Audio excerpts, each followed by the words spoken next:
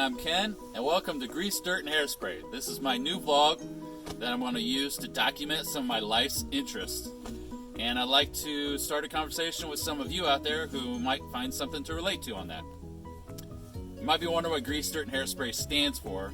Well, Grease stands for me wanting to build things. I'm going to build a house out here. I went to art school for sculpture and for printmaking.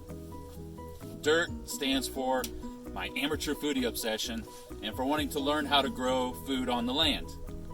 And hairspray, well, that's what I do for a living. I'm a hairstylist by trade. That's my career. So I'd like to show you on this premiere episode some of the land that my wife and I got. It's 3.5 acres. It's out in the country. I'm going to build a metal building over here, a barn-dominium, convert it into a living space, and then use a Quonset hut for my garage.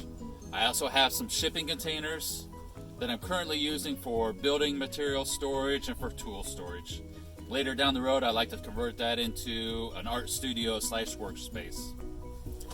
So I'd like to do as much of this myself as possible. So I'd like to bring you along on this journey. We can experience together what works and what won't work.